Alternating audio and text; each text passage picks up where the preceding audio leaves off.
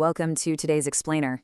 Today, we're jumping right into an incredible Bible story about unfairness, some seriously sneaky tricks, and a really big idea that somehow involves a very colorful monkey. Seriously, a monkey.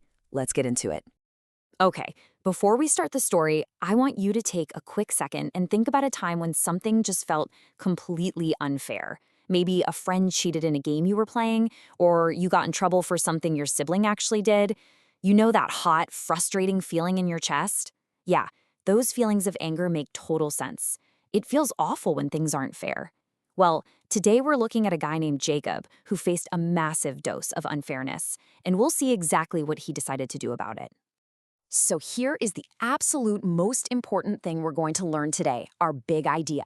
Because God forgives us, we can learn to forgive others. This is the main thread running through our whole explainer today. Now, to be clear, forgiving someone doesn't mean what they did to you was okay. Not at all. It just means we decide to hand that hurt over to God instead of holding on to a bitter, grumpy grudge. Let's see how Jacob learned this really tough lesson. Our story kicks off with Jacob finally arriving in a place called Haran. He had been walking a really long way from home, and God led him safely to the exact right spot. And right there, next to a well, he meets his Uncle Laban's daughter. Her name was Rachel. Jacob was so incredibly happy to finally find his family. And you know what? He pretty much fell in love with Rachel right away. Uncle Laban welcomed Jacob in and actually offered to pay him for helping out with the sheep. But Jacob loved Rachel so much that instead of asking for money or gold, he made a very specific, kind of crazy deal. He agreed to work for his Uncle Laban for 7 whole years, just for the chance to marry Rachel.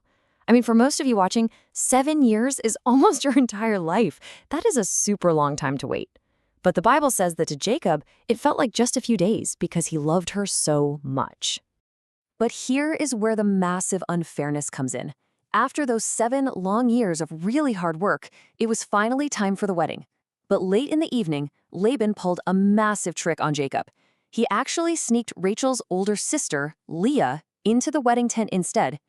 You might be thinking, how did Jacob not know? Well, back then, brides wore very heavy veils over their faces. So in the dark, Jacob had absolutely no idea he was marrying the wrong sister. Can you even imagine waking up in the morning, the sun is shining, you open your eyes, and boom, you realize you've been completely tricked? How do you think Jacob felt? Sad, furious, totally shocked? Probably a giant mix of all three. And to make it worse, Laban didn't even say he was sorry. Remember that unfair feeling we talked about earlier? Jacob was feeling that right now, but multiplied by 100. So Laban tells Jacob he could still marry Rachel, but, get this, only if he worked another 7 years for free. Totally, completely unfair. But Jacob ended up being what we call steadfast. That means he was dependable. He didn't give up. He worked the first 7 years, then another 7 years, and then he worked 6 more years after that just to earn his own flocks of animals. If you're keeping track, that is a whopping 20 years working for Laban. 20 years of staying steady, even when things were incredibly unjust. When it was finally time to get paid for those final 6 years, Jacob did something pretty clever. He didn't ask for normal wages. He only asked to keep the spotted, speckled, and brown animals as his very own. Now, normal sheep back then were usually just plain white. Laban smiled and quickly agreed to this deal, totally thinking he was getting the better end of it. But of course, Uncle Laban just couldn't stop being sneaky. He immediately sneaked off and hid all the spotted and speckled animals so Jacob wouldn't get them. Seriously. And over the next few years, Uncle Laban tried to cheat Jacob by changing his wages 10 whole times. 10 times. He just kept changing the rules to try and make sure Jacob wouldn't succeed. But guess what? Laban was absolutely no match for God. Even with all the cheating, all the hiding, and all the rule changing, God protected Jacob. God stepped right in and helped Jacob's flock of fluffy spotted sheep grow to be bigger and stronger than Laban's ever were. God was with Jacob the entire time, pouring out blessings because God always has good plans for his children. Finally, after 20 long years of hard work, God told Jacob it was time to pack up and go back to the land of his family. God promised him, "I will be with you." Now, when Laban found out Jacob had left, he was furious. He chased right after him. But God actually warned Laban in a dream to not say anything good or bad to Jacob. God completely protected Jacob from Laban's anger. And because of that, they were able to talk it out, make an agreement, and finally make peace with each other instead of having a huge fight. Okay, now I want to completely shift gears for a second. You are probably wondering how a ferocious-looking monkey connects to Jacob's ancient Bible story about unfairness and peace. Well, let's take a quick trip into the animal kingdom to see what we can learn. Check out the African mandrill. These guys have a long red nose and these bright blue ridges on their faces. The adult males have long yellow beards, narrow little eyes, and huge canine teeth. When they open their mouths and show those giant teeth, they look super mean. But believe it or not, that's actually just their way of being peaceful. Showing their teeth is their way of saying, hey, you're the boss, to the other mandrills.